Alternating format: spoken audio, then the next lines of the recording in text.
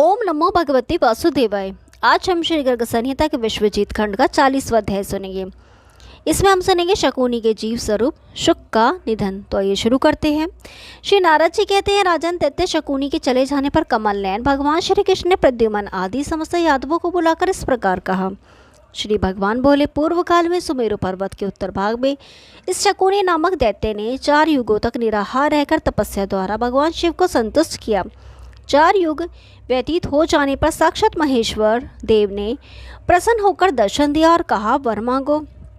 दैत्य शकुनी ने उनको प्रणाम किया। उसका रोम रोम खिल उठा और नेत्रों में प्रेम के आंसू छलक आए।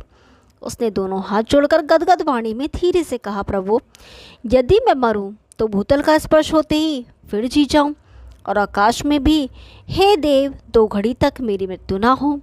दैत्य के इस प्रकार कहने पर भगवान हर ने उसे दोनों वर दे दिए और पिंजरे में रखे हुए एक तोते को देकर उस नतमस्तक दैत्य से कहा, निष्पाप दैत्य, यह तोता तुम्हारे जीवन की तुल्य है, तुम इसकी सदा रक्षा करना।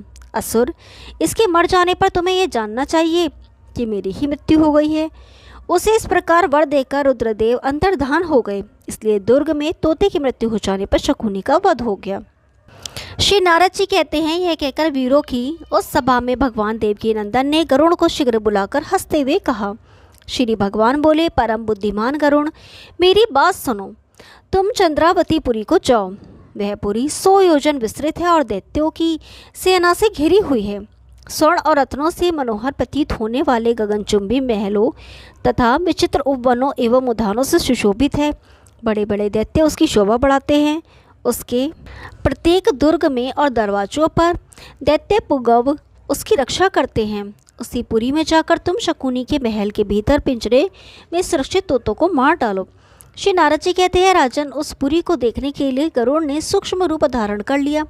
वे दैत्यों से अलक्षित रहकर अट्टालिकाओं तथा तोतलिकाओं का निरीक्षण करते हुए उड़ उड़ कर एक महल से दूसरे महल में होते हुए शकुनी के भवन में जा पहुँचे। दैत्य के जीव स्वरूप शुक की खोज करते हुए गरुण जी क्षण भर वहाँ खड़े रहे।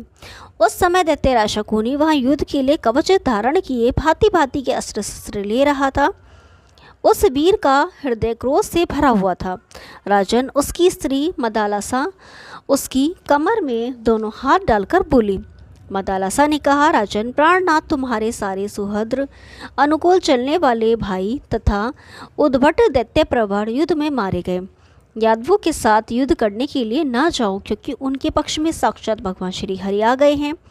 उन्हें तत्काल भेंट अर्पित करो, जिससे कल्याण की प्राप्ति हो। शकुनी बोला, प्रिय, यादवों ने बलपूर्वक मेरे भाइयों का वध किया है, अतः मैं अपनी सेनाओं द्वारा उन्हें अवश्य मारूंगा। भगवान शिव के वरदान से भूतल पर मेरी मृत्यु नहीं होगी। प्रिय, चंद्र नामक उपद्वीप में सुंदर पतंग पर्वत पर इस समय मेरा जीव रूपी रक्षा करता है। इस बात को कोई नहीं जानता, फिर मेरी मृत्यु कैसे हो सकती है। श्री नारद जी कहते हैं, राजन, शुक विषयक वृत्तांत सुनकर दिव्य वाहन गरुड़ ने वहाँ से चंद्र नामक उपद्वीप में जाने का विचार किया।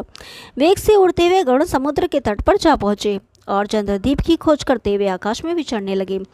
100 योजन विस्तृत एवं भयंकर गर्जना करने वाले समुद्र का दृष्टिपात करते हुए पक्षीराज गरुड़ लतावृंद से मनोरम सिंहल द्वीप में जा पहुँचे।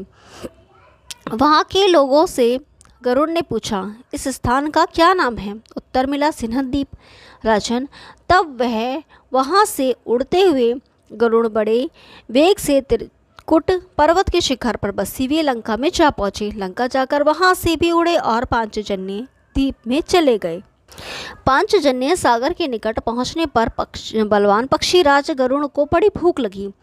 इन्होंने हठात तीखी चोंच द्वारा बहुत से मत्स्य पकड़ लिए। उन मत्स्यों में एक बड़ा भारी मगर भी आ गया, जो 2 योजन लंबा था। उसने गरुड़ का एक पैर पकड़ लिया और पानी के भीतर खींचने लगा। गरुड़ अपना बल लगाकर उसे किनारे की ओर खींचने लगे। राजन, उस समय 2 घड़ी तक उन दोनों में खींचातानी चलती रही। गरुड़ का वेग बड़ा प्रचंड था। उन्होंने अपनी तीखी चोंच से उस मगर की पीठ पर इस प्रकार चोट की मानो यमराज ने यमदंड से प्रहार किया हो। उसी समय वह मगर का रूप छोड़कर तत्काल एक महान विद्याधर हो गया। उसने साक्षात गरुड़ को मस्तक झुकाया और हंसते हुए कहा, विद्याधर बोला, मैं पूर्व काल में हेमकुंडल नामक प्रसिद्ध विद्याधर था। एक दिन देवमंडल में सम्मिलित हो मैं आकाशगंगा में स्नान करने के लिए गया। वहाँ मुनि श्रेष्ठ ककुत्स पहले से स्नान कर रहे थे। हंसी हंसी में उनका पैर पकड़कर मैं उन्हें जल के भीतर खींच ले गया। तब कुकुत्स ने मुझे शाप देते हुए कहा, दुर्बुद्धे, तू मगर हो जा। तब मैंने उन्हें अनुनय विनय से प्रसन्न किया। वे शीघ्र ही प्रसन्न हो गए और वर देते हुए बोले, गरुड़ की चोंच का प्रहार होने पर तुम मगर की योनि से छूट जाओगे। सुव्रत, आज आपकी कृपा से मैं कुकुत्स मुनि के शाप से छुटकारा पा गया।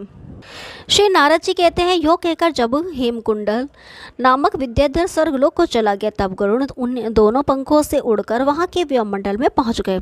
वहाँ से वे पूर्व उड़ते हुए वे हरिण नामक उपद्वीप में गए। वहाँ अपांतरतमा नामक मुनि बड़ी भारी तपस्या करते थे। उनके आश्रम में जाने पर पक्षीराज गरुड़ का एक पंख टूटकर गिर गया। उसे देखकर अपारंतमा नामक मुनि गरुड़ से बोले, पक्षिन, मेरे मस्तक पर अपना पंख रखकर तुम सुखपूर्वक चले जाओ। तब गरुड़ उनके मस्तक पर पंख रखकर आगे बढ़ गए। अपने ही समान अनेक अनेक चंद्रोपम पंख गरुड़ ने उनके सिर पर देखे। इससे उन्हें बड़ा विस्मय हुआ। तब अपांतरमा मुनि गरुड़ से बोले, पक्षीराज, जब जब श्री कृष्ण का अवतार होता है तब तब सदा गरुड़ का एक पंख यहाँ गिरता है। कल्प कल्प में श्री कृष्ण चंद्र का अवतार होता है और तब तब मेरे मस्तक पर गरुड़ का पंख गिरता है। इस प्रकार यहाँ अनंत पंख पड़े हैं जो सबके आदि अंत बताए जाते हैं। उन भगवान श्री कृष्ण को मैं मस्तक झुकाकर प्रणाम करता हूँ। श्री नारद कहते हैं, सुनकर गरुड़ आश्चर्यचकित हो उठे। उन्होंने उन मुनिवर को प्रणाम करके फिर अपनी उड़ान भरी और आकाशमंडल में होते हुए वे रमणक द्वीप में चले गए। वह सर्पों से बलि लेकर वे आवर्तक द्वीप में गए और वहाँ के सुधा कुंड में सुधा का पान करके बलवान पक्षीराज शुक्ल द्वीप में जा पहुँचे। वहाँ उन्होंने मुझसे चंद्रद्वीप का पता पूछा। फिर मैंने कहने से पक्षीराज गरुड़ उत्तर दिशा की ओर गए। इस तरह वे खगेश्वर चंद्रद्वीप के पर्वत पर जा पहुँचे। वहाँ विंतानंदन ने जलदुर्ग और अग्निदुर्ग देखा। मिथिलेश्वर बलवान पक्षीराज ने सारे जलदुर्ग को अपनी चोंच में लेकर उसी से अग्निदुर्ग को बुझा दिया। वहाँ पर्वतीय कंदरा के द्वार पर जो लाखों दैत्य सोए थे वे उठ खड़े हुए। उनके साथ 2 घड़ी तक गरुड़ का युद्ध चलता रहा। पक्षीराज ने युद्ध में अपने पंजों के कितने ही राक्षसों को विदृढ़ कर डाला। किन्हीं को पंखों से मारकर धराशाही कर दिया। कुछ दैत्यों को चोंच से पकड़कर बलवान पक्षीराज ने पर्वत के पश्च भाग पर पटक दिया और फिर उठाकर बलपूर्वक आकाश में फेंक दिया। कुछ मर गए और शेष दैत्य 10 दिशाओं में भाग गए। इस तरह दैत्यों का संहार करके पक्षीराज गुफा में घुस गए। वहाँ शंखचूड़ नामक सर्प के मस्तक पर उन्होंने अपने चमकीले पैर से आघात किया। शंखचूड़ गरुड़ को देखकर अत्यंत तिरस्कृत हो पिंजरे के तोते को पानी में फेंककर शीघ्र ही वहाँ से पलायन कर गया। राजन, गरुड़ ने पिंजरे सहित शुक को तत्काल अपनी चोंच में लेकर आकाश में उड़ते हुए युद्धस्थल में जाने का विचार किया। तब तक भागे हुए दैत्यों का महान कोलाहल आरंभ हुआ। नरेश्वर, तोता ले गया, तोता ले गया, इस प्रकार चिल्लाते हुए उन असुरों की आवाज़ आकाश में और संपूर्ण दिशाओं में फैल गई और दैत्य की सेनाओं के लोगों ने भी इस बात को सुना। स्वर्ग, भूतल एवं समस्त ब्रह्मांड में तोता ले गया की आवाज़ गूंज उठी। उसे सुनकर असुरों सहित शकुनी अशंक हो गया।